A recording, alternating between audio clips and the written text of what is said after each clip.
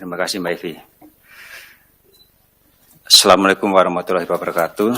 Selamat sore, salam sehat untuk kita semuanya. Saya akan menyampaikan terkait perkembangan penanganan perkara dugaan suap dalam pengurusan perkara di Mahkamah Agung. Untuk perkara ini, KPK telah menetapkan dan mengumumkan 10 orang sebagai tersangka sebagai berikut. SD, Hakim Agung pada Mahkamah Agung, ETP, Hakim Justisial atau Panitera Pengganti Mahkamah Agung, DJ, PNS pada Kepanitraan Mahkamah Agung, MH, PNS pada Kepanitraan Mahkamah Agung, NA, PNS Mahkamah Agung, AB, PNS Mahkamah Agung, JP, pengacara, ES, pengacara, HT, swasta selaku debitur Koperasi Simpan Pinjam ID, IDKS swasta selaku debitur Koperasi Simpan Pinjam ID.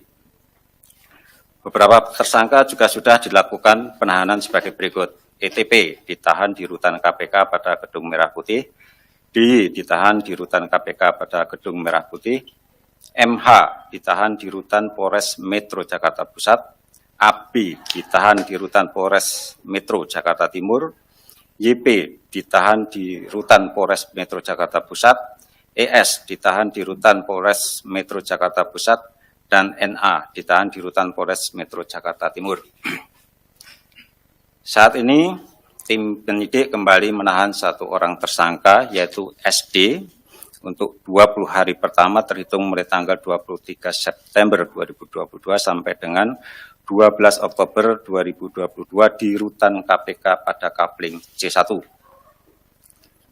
KPK juga segera menjadwalkan pemanggilan IDKS dan HT untuk hadir di Gedung Merah Putih KPK dan menghadap tim penyidik.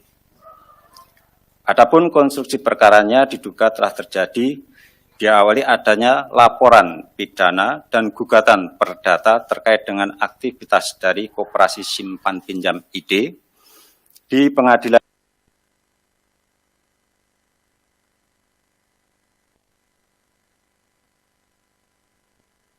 Negeri Semarang yang diajukan HT dan IDKS dengan diwakili melalui kuasa hukumnya yaitu YP dan ES. Saat proses persidangan di tingkat Pengadilan Negeri dan Pengadilan Tinggi, HT dan ES belum puas dengan keputusan pada 2 lingkup pengadilan tersebut sehingga melanjutkan upaya hukum berikutnya di tingkat kasasi pada Mahkamah Agung.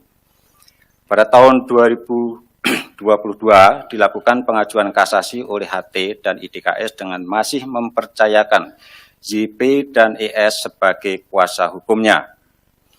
Dalam pengurusan kasasi ini diduga YP dan ES melakukan pertemuan dan komunikasi dengan beberapa pegawai di Kepanitraan Mahkamah Agung yang dinilai mampu menjadi penghubung hingga fasilitator dengan majelis hakim yang nantinya bisa mengkondisikan putusan sesuai dengan keinginan YP dan ES. Adapun pegawai yang bersedia dan bersepakat dengan YP dan ES yaitu DY dengan adanya pemberian sejumlah uang. DY selanjutnya turut mengajak MH dan ETP untuk ikut serta menjadi penghubung penyerahan uang ke majelis hakim. DY dan kawan-kawan juga sebagai representasi dari SD dan beberapa pihak di Mahkamah Agung untuk menerima uang dari pihak-pihak yang mengurus perkara di Mahkamah Agung. Terkait sumber dana yang diberikan JP dan ES pada majelis hakim berasal dari HT dan IDKS. Jumlah uang yang kemudian diserahkan secara tunai oleh JP dan ES pada DY sejumlah sekitar 202.000 dolar Singapura atau ekuivalen 2,2 miliar rupiah. Yang kemudian oleh DY dibagi lagi dengan pembagian DY menerima sekitar sejumlah 250 juta, MH menerima sekitar sejumlah 850 juta, ETP menerima sekitar 100 juta, dan SD menerima sekitar sejumlah 800 juta yang penerimanya melalui ETP. Dengan penyerahan uang tersebut, putusan yang diharapkan YP dan ES pastinya dikabulkan dengan menguatkan putusan kasasi sebelumnya yang menyatakan KSP ID pilot. Ketika tim KPK melakukan tangkap tangan, dari DY ditemukan dan diamankan uang sejumlah sekitar 205.000 dolar Singapura dan adanya penyerahan uang dari AB sejumlah sekitar 50 juta rupiah.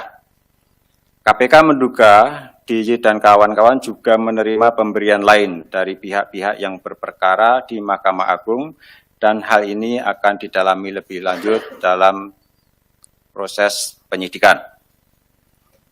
Tersangka SD bersama DS, ETP, MH, NA, dan AB sebagai penerima disangkakan melanggar pasal 12 huruf C atau pasal 11 huruf A atau B, junto pasal 11 Undang-Undang Nomor 31 Tahun 99 tentang Pemberantasan Tindak Pidana Korupsi, sebagaimana telah diubah dengan Undang-Undang Nomor 20 Tahun 2001 tentang perubahan atas Undang-Undang Nomor 31 Tahun 99 tentang Pemberantasan Tindak Pidana Korupsi, junto pasal 55 ayat 1 ke 1 KUHP. Demikian beberapa hal yang kami sampaikan. Untuk selanjutnya barangkali dari MA maupun KY akan menambahkan. Silakan.